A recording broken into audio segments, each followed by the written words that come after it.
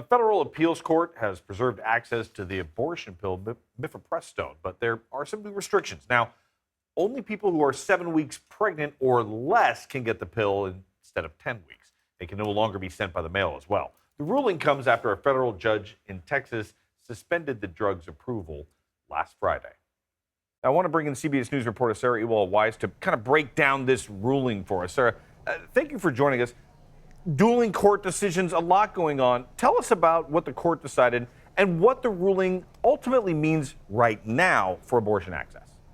Yeah, so essentially this appeals court put part of the lower court judge's ruling on hold, leaving access to mifepristone available to Americans across the country. But, you know, they did keep some of the restrictions that were also called into question by the plaintiffs in this case.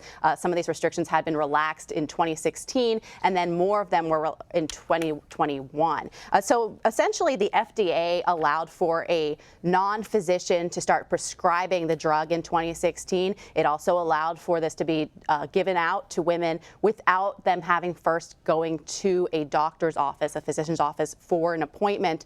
So those restrictions were questioned in the lower court's ruling, and so those will remain in place. The other thing was in 2021, the FDA allowed for this drug to be sent by mail. That, of course, having a lot to do with COVID, and so that restriction will remain in place as well. And leading up to this decision, I was speaking to some pro-abortion rights groups and some legal experts, and what they were telling me is this whole court decision really was raising a lot of questions about the future of the abortion pill. And right now, they do believe that this is still calling into question where this will end up. And so there are concerns that this will lead to a lot of confusion with physicians and, of course, some chaos and women not being able to get the access they need as this continues to play out. But the actual ruling taking this drug off the market was, of course, put on hold. There's also confusion because it's, in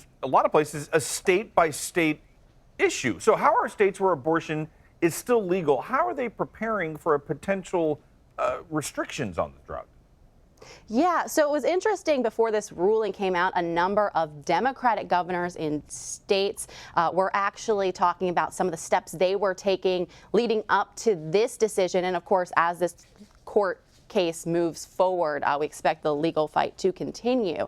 And so one of the things that was done is the governor of Massachusetts, she announced that the state would be stockpiling 15,000 doses of the drug ahead of this drug potentially being taken off the market. The governor of California, he also announced 2 million pills. A different abortion drug was going to be stockpiled in that state. And over in Washington state, the governor Jay Inslee said he also was going to be stockpiling. The state would be stockpiling 30,000 pills there, as well as this court case plays out.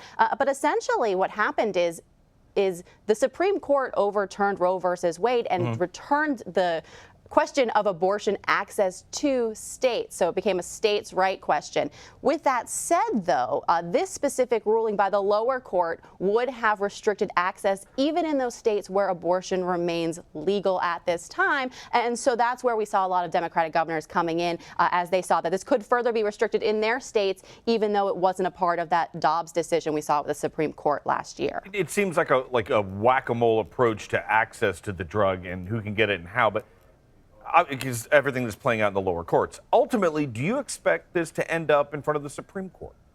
This very well could end up before the Supreme Court. We're still waiting kind of on how this will move forward specifically. But of course, the White House was asked about this. The president is traveling overseas right now. But the press secretary was asked about this specific ruling this morning. And she said that the Biden administration believes they do have the law on their side and they will continue to fight this in the courts. Of course, they're saying as they fight this, they will continue also to follow the law.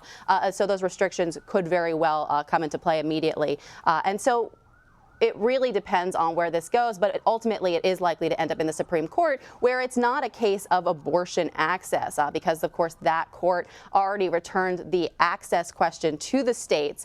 But it does raise questions about the FDA drug approval process as well. So that is just a whole new layer to this fight for abortion rights. And there seems to be a new layer every week. Sarah, thank you for staying on top of it. Thank you.